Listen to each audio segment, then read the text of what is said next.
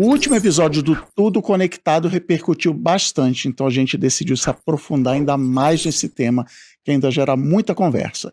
Agora a gente vai trazer um olhar para a diversidade racial feminina dentro do mercado de trabalho. Como é que você se enxerga nesse papel, principalmente sendo líder de ESG e de pessoas dentro da Tecban? Ser responsável por essa área já é a responsabilidade, né? Não dá para fechar os olhos para os temas. É olhar para isso e agir.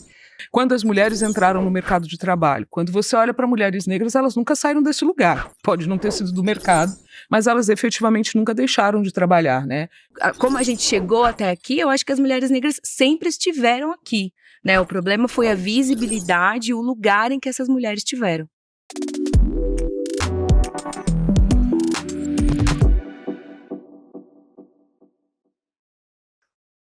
De 2020 para cá, a gente está num movimento de alguns setores, alguns tipos de trabalho no home office. Home office acaba ajudando ou atrapalhando esse cenário? A Lei deu uma respirada funda ali. Acho que ela tem pensamento sobre isso, mas eu acho que eu vou de forma muito objetiva, porque eu nunca elaborei bastante sobre isso, até mesmo o nosso time dentro da Indique Uma Preta trabalha todo praticamente de forma remota, a gente se encontra algumas vezes no mês ali, uma vez por semana para poder se encontrar. Eu acho que precisa ter uma análise de qual que é a realidade daquelas colaboradoras e daqueles colaboradores, né? Porque tem muitas mulheres que são mães que precisam dessa flexibilidade para conseguir continuar trabalhando de casa, dividindo ali as responsabilidades com o marido também. Por outro lado, tem a questão da integração e da cultura que é fundamental para a performance e para a segurança psicológica das pessoas dentro do ambiente de trabalho e etc. Então, de forma muito objetiva que eu quero ouvir, inclusive Marina e a Lê sobre isso, porque elas vão ter mais repertório do que eu para falar, eu acho que é entender o balanço da realidade da empresa, da realidade das pessoas e o que faz sentido para continuar acolhendo e retendo essas pessoas dentro ali da companhia também. Olha, o home office é interessante, é um tema até polêmico, né? Porque no início da pandemia, tem até um vídeo engraçadíssimo que fala sobre isso. Não, todo mundo se adaptou, não, esse modelo veio para ficar, nós somos performáticos, todo mundo colabora no online. E aí depois acabou a pandemia, tem que voltar, as big techs, né? Isso. Vieram, se não voltar, não tá mais no time. Então, tem um lado muito, vou falar, tragicômico dessa história da pandemia, do home office, né?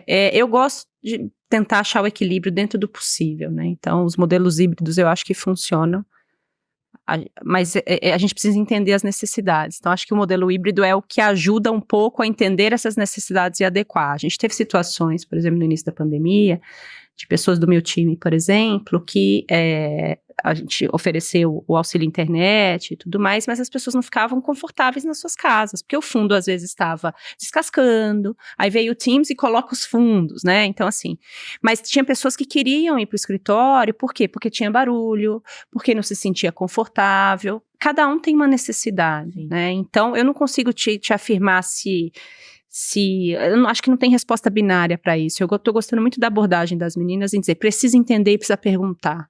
E eu acho que o líder, né, a líder tem que ter essa empatia e essa habilidade de perguntar, e aí, como é que tá na sua casa, Dani, o home office? Agora a gente tá podendo voltar, você pode voltar? Como é que tá com seus filhos? Porque eu sei que você performa em casa também. Uma vez por mês você acha que você consegue? O zóio no zóio, que eu comentei da outra vez, né, que é bem no mineirês mesmo, perguntar. Mas eu acho que as pessoas ainda têm muito receio de fazer perguntas, ou perguntar de uma forma inadequada, de parecer preconceituoso, aí não pergunta, sabe aquela história de convite de casamento, que você recebe o convite, você não quer ir, a noiva não quer te convidar, você vai por obrigação, e a noiva deixou de convidar alguém porque você foi obrigada a ir, porque a conversa não acontece. Então eu gosto muito da gente puxar essa agenda para conversas mais francas também. Né, até antes da organização desse podcast, eu nem sei se a gente vai cortar essa parte, se a gente não cortar, mas a gente estava com um rapaz no grupo, né, fazendo o briefing e tudo, e eu comentei, falei, a gente podia explorar um pouco mais os temas com as meninas, né, por exemplo, a gente tem líderes hoje que me perguntam, mas menina, mas eu posso falar preta? Eu falo negra? Aí a gente no grupo mesmo falou assim, mas a gente já não passou dessa fase? Talvez não.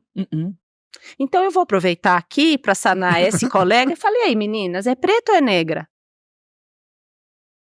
E isso é sobre lembrar que as organizações são, vai ficar redundante, mas é sobre lembrar que as instituições são organismos vivos.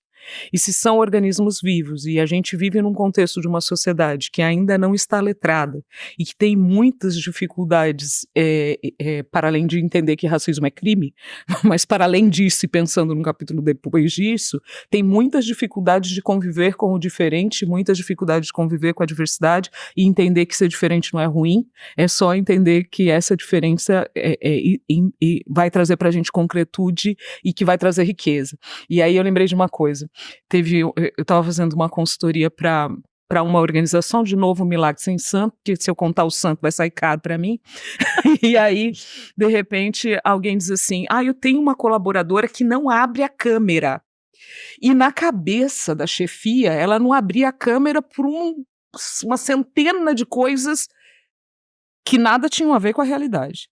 Mas ficou isso, e aí fala com um, fala com o outro, só não fala com a pessoa que precisava falar.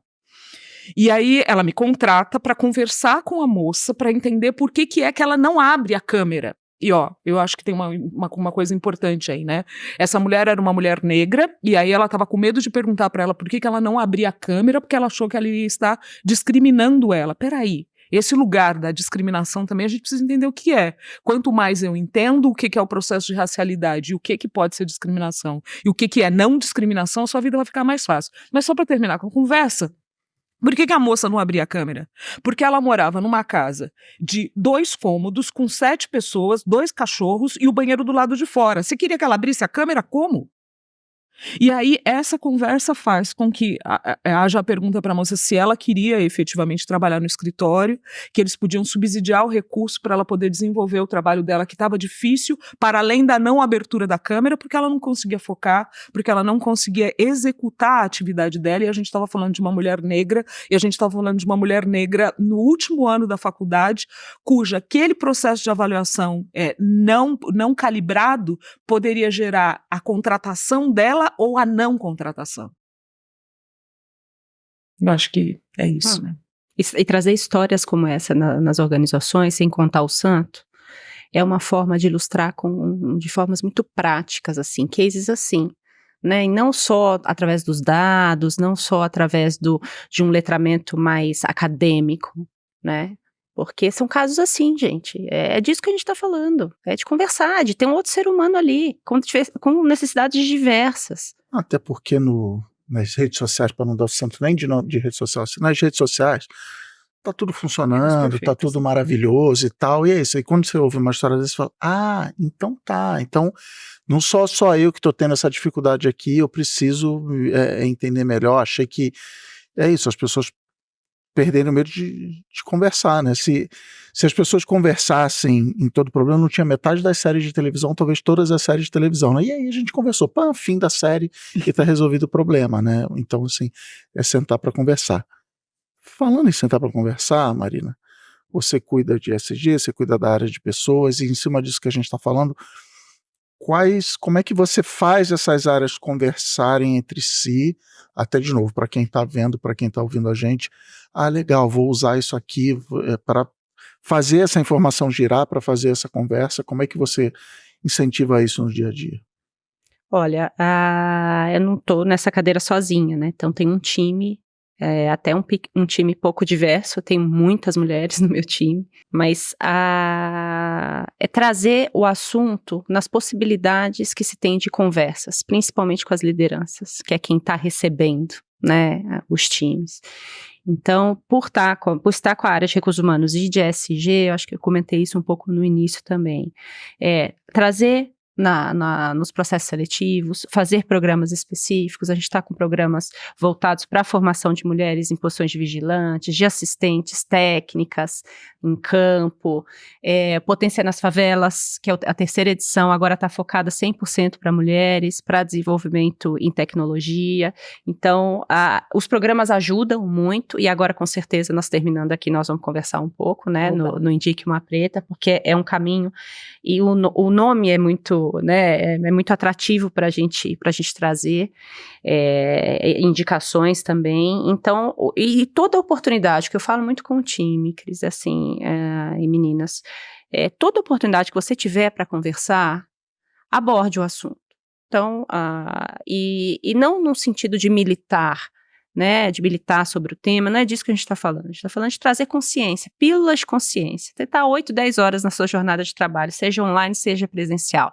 Em alguns momentos vão surgir oportunidades de você abordar, principalmente como área de recursos humanos. Está no processo seletivo, se a gente sabe que a representatividade de mulheres no mercado de trabalho está ali na faixa dos 27%, 30%, esse indicador eu posso trazer para a mesa.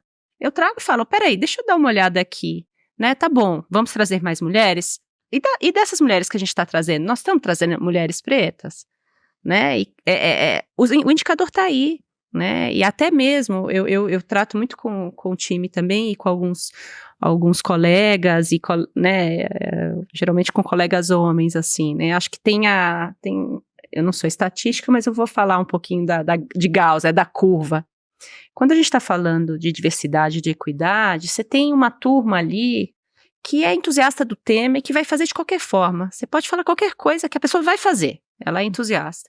Você tem uma galera que vai pedir dados, vai pedir fatos, vai trazer temas, e vai falar da meritocracia, e vai falar daquilo, e não é uma discussão tão binária que eu tenho que comprovar. Você tem uma coisa de convicção emocional, você tem uma coisa de, gente, isso faz sentido, o número tá aí quando eu falo de estatística, de demografia. E tem essa galera do meio que é com essa que eu preciso trabalhar. Essa muitas vezes não sabe, não caiu o véu ainda, né? Então, ontem eu estava conversando com algumas mulheres, né, em entrevistas, e ela falou uma coisa, Marina, quando o meu véu caiu, o olho faz assim, aí você começa a ver uma série de coisas, né? Então, assim, ajudar a tirar esses véus dessa turma do meio, porque essa galera pode fazer a diferença, né? E a gente fazendo ações, essa semana, por exemplo, está tendo a semana de diversidade, né? A gente está trazendo, é quarto ano que a gente faz com o público interno, né, trazendo temas diversos também, trazendo diversidade para a mesa. E então, toda oportunidade que a gente tem, a gente pode transformar, né? Não é ficar sentado esperando o bonde passar, né? Acho que é um pouco disso. Boa. A gente trouxe, você acabou de falar, eu vou usar a sua resposta contra você agora, transformar a sua resposta numa pergunta. A gente tem esse cenário, a gente tem as estatísticas, você falou, existem fatos, IBGE e tal, beleza. Trouxemos pessoas, contratamos a Dani, indicamos várias vagas aqui, preenchemos essas vagas. Como é que eu resolvo o problema da disparidade de salário? Como é que quais são as ferramentas que vocês estão vendo aí no mundo, nas empresas, antes tinha pouca gente, agora trazemos essas pessoas, mas essas pessoas ganham menos. Como é que a gente começa a resolver esse problema, fechar esse abismo? Então, eu comentei no último também, a gente tem tabelas salariais a gêneros e assim... Não... O cargo, esse é o salário do cargo. Só que isso é um discurso muito superficial, né? Porque quando você vai plotar essas pessoas dentro das faixas, você vê que tem essa disparidade. E acho que sendo um pouco repetitiva, Cris, de novo, você tem que trazer o tema para a agenda. Você vai olhar, vai conversar com o gestor e com a gestora e falar, olha aqui, que interessante. Nos últimos 2 anos, você deu mérito para 50% do seu time, 50% do seu time, nossa, são todos... homens, né? Que coisa interessante, né? Então você vai conversando e falando, peraí, vamos olhar. Então você está me falando que todas as mulheres da tua estrutura, elas são menos competentes que os homens? Não é disso que eu estou falando. Então, aí a gente usa o número. Então tem alguma coisa que não está legal aqui. Aí você vai usando, aí você usa os indicadores, usa os números para, na conversa, ir trazendo essa consciência. Né, e no paralelo fazendo grandes encontros de discussão sobre vieses, trazendo casos para ir mostrando, mas algumas perguntinhas, e não são perguntas ofensivas, quando eu viro e falo, mas aqui, o seu número está me dizendo que as mulheres são menos competentes, é isso mesmo? Né?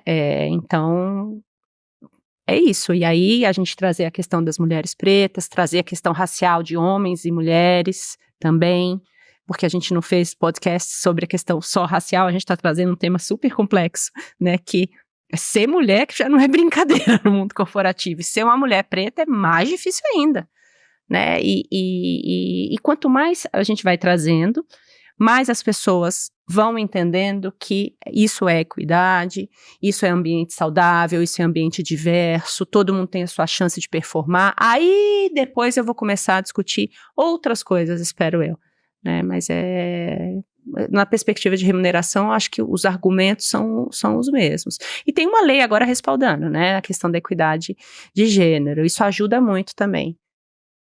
Vocês veem, tipo assim, vou chamar de truque, mas, por exemplo, você tem no programa anterior, na hora de ajudar nessa diminuição só de gênero.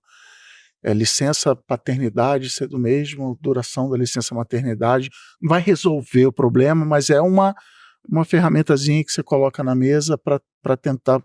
Que histórias vocês têm visto por aí para ajudar a resolver isso? Eu acho que quando você pensa na estrutura normativa, a estrutura normativa tem um papel essencial que é de regular, por meio do Estado, o que você quer como resposta para a sociedade.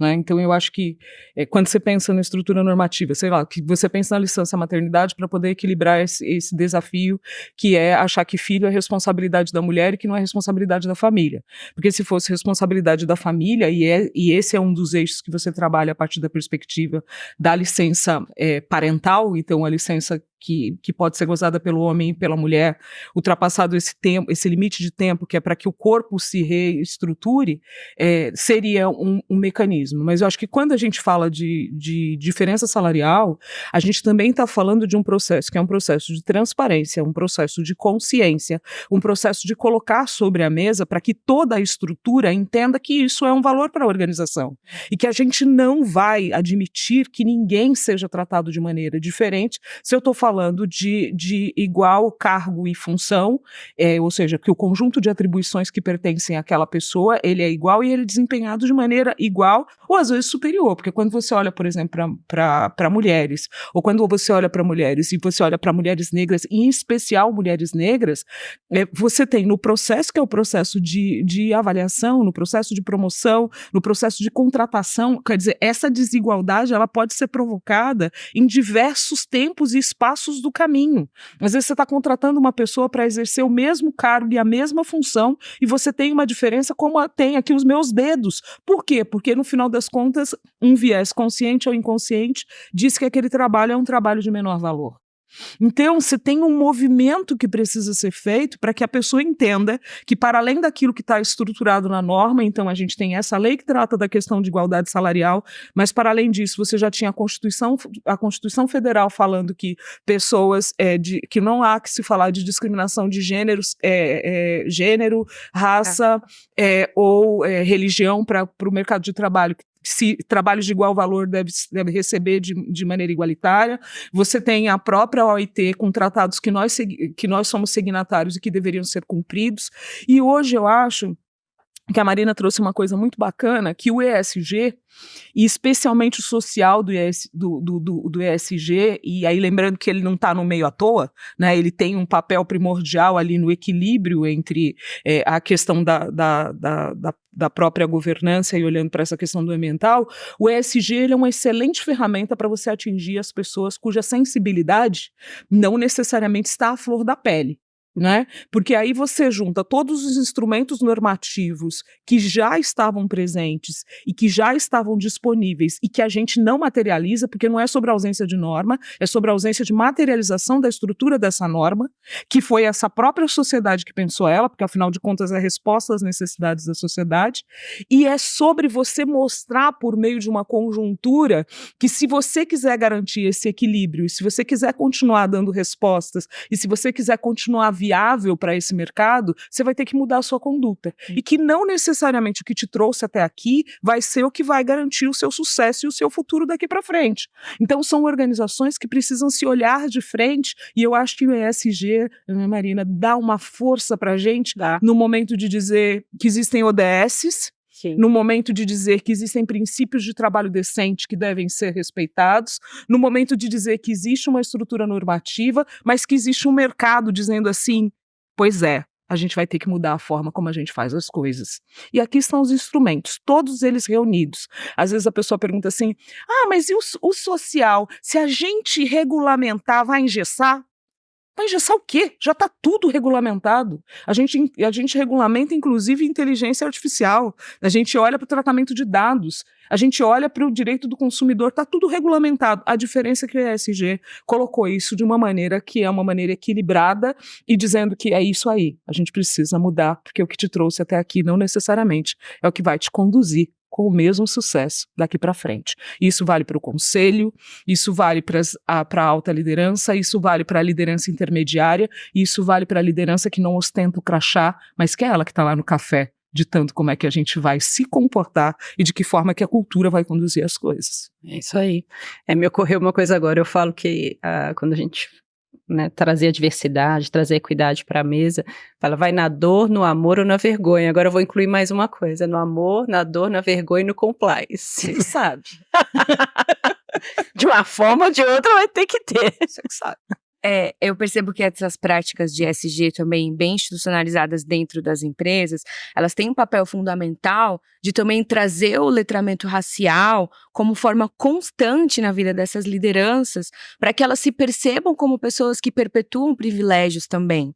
Muitas vezes a gente percebe que porque as pessoas leram O Pequeno Manual Antirracista da Djamila Ribeiro, maravilhosa, contribui muito para o letramento racial, né, dos brasileiros, essa pessoa já entende que o trabalho dela já está feito.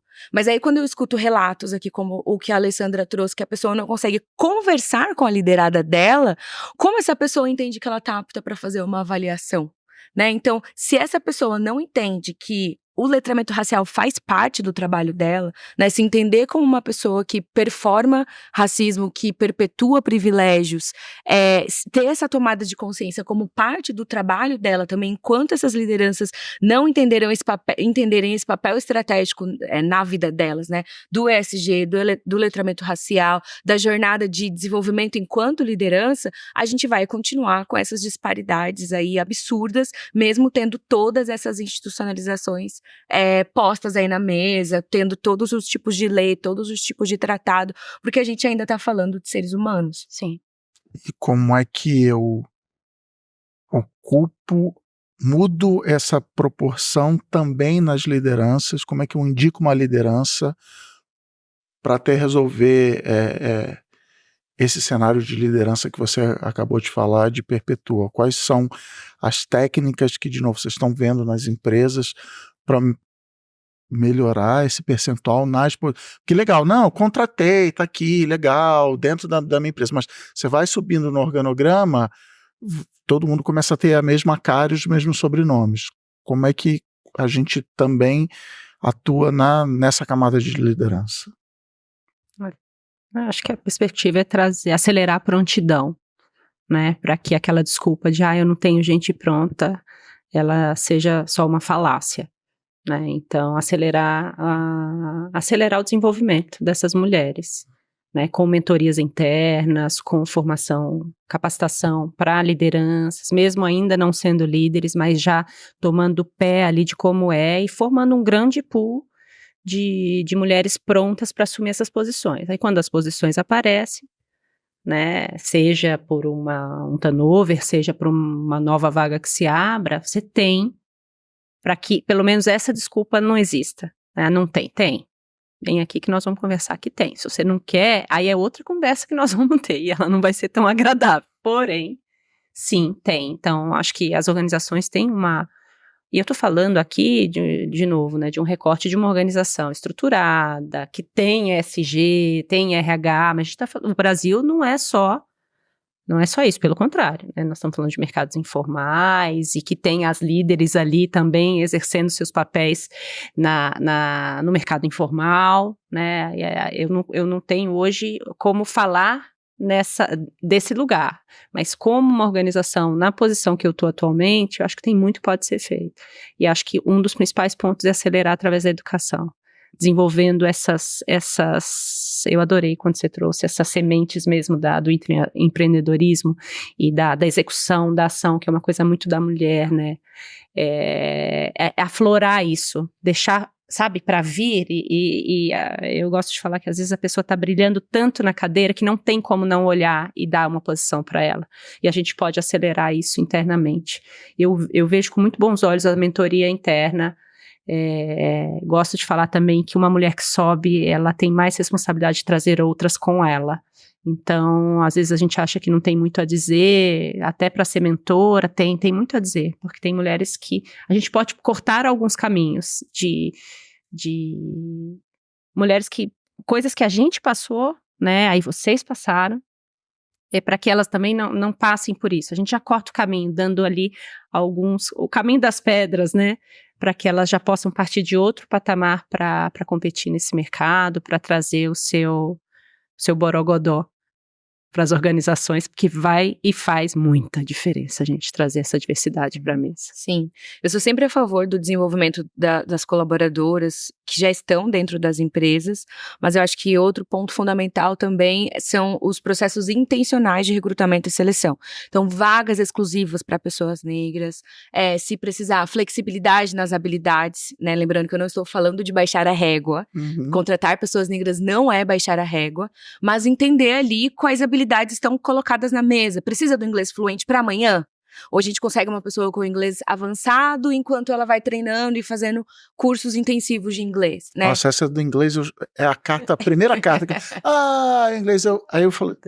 Você precisa mesmo. Nunca usou, né? Tá 3 anos na organização, nunca usou nenhum The Book is on the Table. Exatamente. Né? Ou se é só para ler um documento, fazer a leitura de um documento, escrever o e-mail. Entender? Eu tô trazendo aqui o inglês porque eu acho que é o ponto mais sensível dentro das organizações hoje, mas entender as flexibilidades dessas habilidades também, para conseguir incluir aquela pessoa num processo seletivo intencional.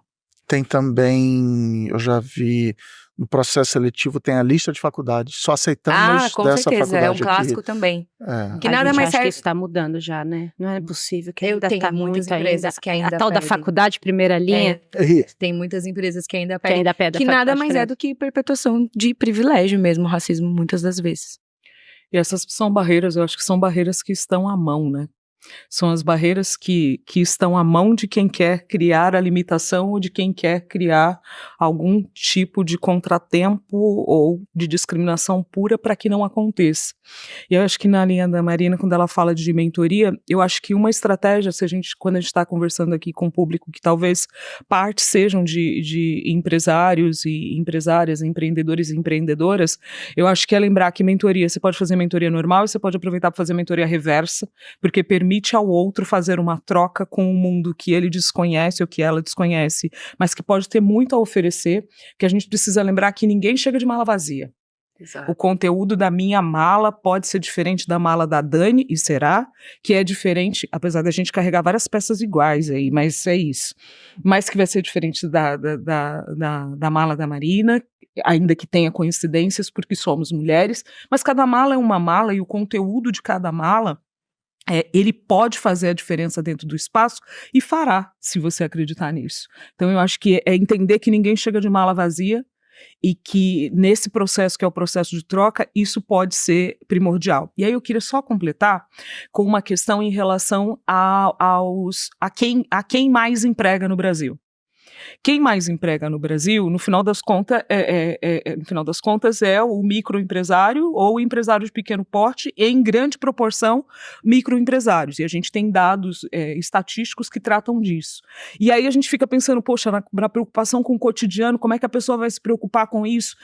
Pensando em responsabilidade social, pensando em ESG, pensando nesse módulo de transformação no qual a responsabilidade ela é compartilhada entre os diversos atores, inclusive em relação ao Estado, não tirando o papel do Estado, mas as grandes, pensando nessa coisa de responsabilidade compartilhada, pode também estimular por meio da cadeia de fornecedores. Sim. O que eu consigo fazer para eu poder fazer com que esse valor, por exemplo, da contratação de mão de obra de mulheres negras, e aí eu acho que é bacana trazer uma coisa que a Marina trouxe ali para a gente também, que é mulheres negras podem ser o quê? Mulheres pretas, retintas, como você está olhando aqui para mim, está vendo uma mulher preta retinta na sua frente, mas ela também pode ser mulheres pardas, e aí o colorismo é uma coisa importante no Brasil, que faz com que definitivamente as dificuldades não se apaguem, elas podem ter outros contornos, mas é importante a gente tratar disso. Então quando a gente está falando de mulheres negras, a gente está falando de mulheres pretas e a gente está falando de mulheres pardas,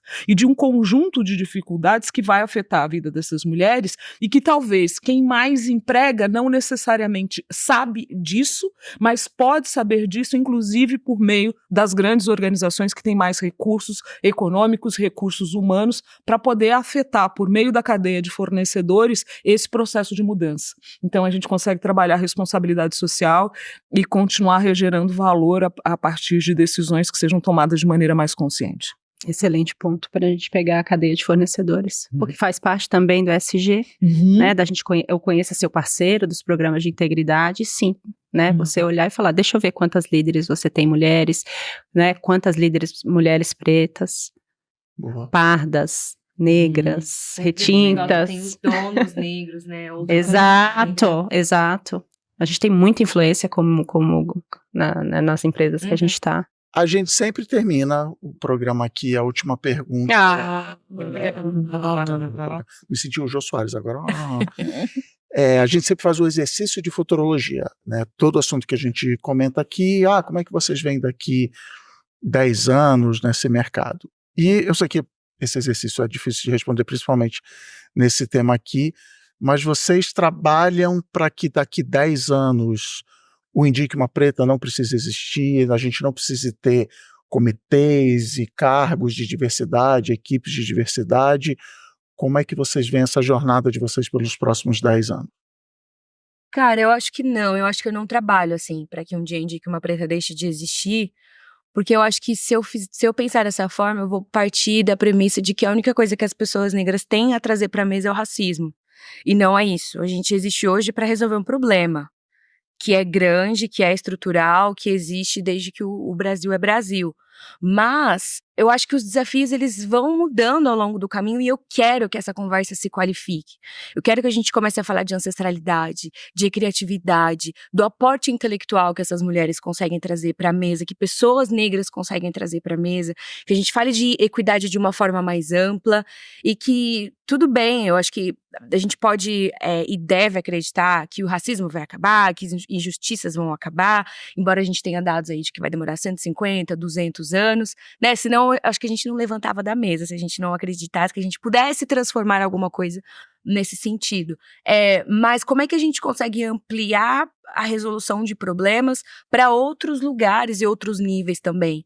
Então, eu percebo que o meu trabalho, futuramente, ele vai vir desse lugar, assim, da criatividade, do aporte intelectual, da ancestralidade que pessoas negras podem trazer, por mais que a gente não precise mais falar de racismo. Eu me considero uma plantadora de tâmaras e que bom que a gente tem tantas outras pessoas plantando tâmaras também. Tâmaras no sentido de que quem planta tâmara não colhe tâmara, mas que tenha certeza de que a tâmara que eu consigo consumir hoje é aquela que é fruto do trabalho de uma outra pessoa que em algum momento da história estava numa situação mais desafiadora do que aquela que eu estou. Quando a gente pensa em pessoas negras, quando a gente pensa em mulheres, quando a gente pensa em pessoas cujos marcadores de diversidade de alguma forma impactou as suas vidas, não permitindo que essas pessoas tivessem direito de escolher. Então, eu penso com o coração tranquilo que daqui a 10 anos, se não tiver mais comitê, esse é o meu sonho. Que se daqui a 10 anos eu não tiver que sentar numa mesa para poder discutir a questão racial, ou que a gente tenha que sentar numa mesa como essa para tratar de questões raciais olhando para o mercado de trabalho a partir de uma perspectiva de olhar para o passado para viver o presente e não deixar que isso se retome no futuro, porque a gente tem acompanhado movimentos que são movimentos de tentativa de retrocesso que também são muito importantes quando se trata de temas que sejam temas no sentido de inclusão mesmo de pessoas que são pessoas diversas. Então eu acho que para mim seria uma alegria poder não ter que trabalhar mais com isso e poder explorar a possibilidade de outros desafios que a gente tem e que são desafios que vão precisar de força e coragem para que eles possam ser enfrentados. Então eu acho que a cada dia a gente trabalha para que isso pare de existir. mas que a gente ainda tem uma sociedade que caminha a passos muito lentos e que a gente espera que eles se acelerem o mais rapidamente possível. Porque a gente não está falando só de mulheres negras, a gente está falando de meninas negras, a gente está falando de mulheres adultas negras e a gente está falando de mulheres idosas negras, que trabalham, às vezes, dos 5 anos de idade até o momento da morte, que é quando alguém pergunta se elas têm alguém para substituí-la, porque a Dona Maria já não aguenta mais. E só para terminar, minha filha foi apresentada ao racismo muito antes do que eu imaginava que ela fosse ser apresentada. Ela foi apresentada ao racismo aos 11 anos de idade. E por mais que eu lide com isso todo santo dia, naquele dia eu fui pro banheiro chorar. Porque doía na minha própria carne, na minha Maria, o que dói todos os dias em Maria, João, Pedro, Carlos, Antônio, mas naquele dia era na minha Maria. Então que nenhuma Maria, seja a minha ou de qualquer pessoa, tenha que passar por isso. Entendeu? Eu acho que é isso. Que daqui a 10 anos a gente não precise mais estar tratando sobre isso. Tudo bem. Tudo bem. Conversei hoje aqui com a Alessandra Benedito, com a Dani Matos e com a Marina Bertolucci. Gente, muito obrigado por esse tempo de conversa aqui. Foi uma honra, foi muito bom estar aqui com vocês. Obrigada. Cadê você? Obrigada pelo convite, pela conversa, foi ótimo. Foi muito bom. Obrigado. E obrigado a você que ficou com a gente acompanhando a conversa aqui. Vai lá no YouTube da TecBan ver todos os outros episódios aqui de vários assuntos que a gente conversou e segue a gente também nas redes sociais para ficar por dentro dos próximos episódios que vão entrar no ar. Até o próximo episódio.